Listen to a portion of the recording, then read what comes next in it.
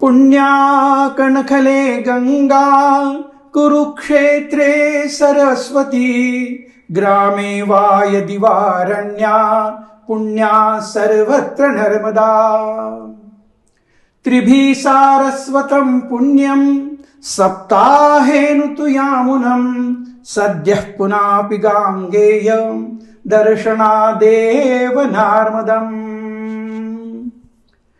लोग ऐसा पूछते हैं कि परिक्रमा जब करनी है तो गंगा की क्यों नहीं, सरस्वती की क्यों नहीं, यमुना की क्यों नहीं, नर्मदा मैया की परिक्रमा क्यों?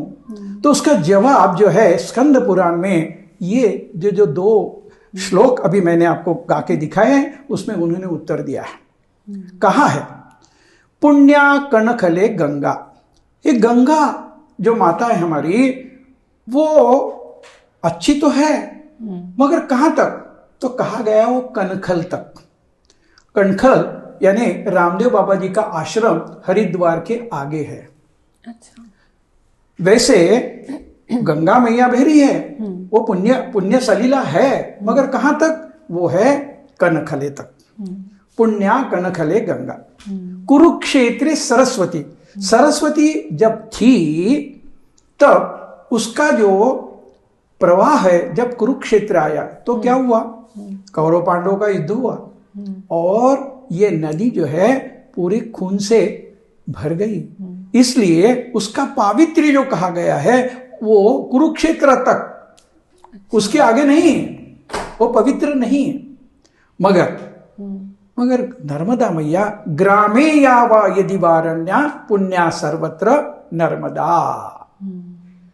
ग्राम हो, ग्राम क्यों, ग्राम में हम मैया बहुत गंदी करके छोड़ते हैं। अच्छा। आप देखो जहां भी गांव है वहां गंदी होती है मगर नर्मदा मैया ऐसी नहीं है।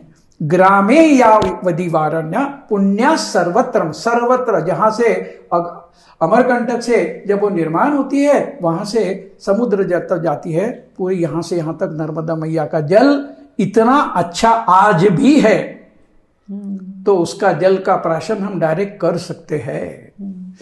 तो पुण्या कनखले गंगा कुरुक्षेत्रे सरस्वती ग्रामे या यदि वारण्य पुण्या सर्वत्र नर्मदा।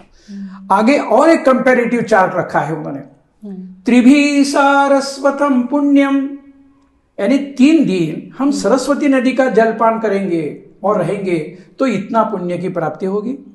और इतना पुण्य हमें प्राप्त करने के लिए सप्ताहेनु तो यामुनम, यमुना नदी के लिए हमें 7 दिन का समय लगेगा, यानी 3 दिन सरस्वती नदी के, 7 दिन यमुना नदी के। और गंगा की क्या अवस्था बताइए, सद्य पुनाति गांगेयम, एक डुबकी उतना ही पुण्य हमें प्राप्त कर देती है।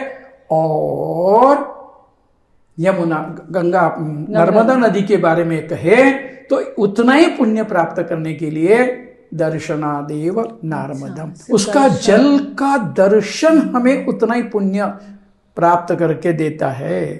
अब ये देखिए हम जब परिक्रमा करते तो नर्मदा जल जब देखते हैं तो हमें बहुत आनंद आता है, पूरी बॉडी जो है ना उसको कभी ऐसा फील ही नहीं होता है कि हम थक गए हैं, हमें भूख लगी है, कुछ भी नहीं होता। इतना जल जो है हमें पवित्र कर देता है। और इसलिए जो परिक्रमा जो होती है ना उसके दर्शन के कारण होती है।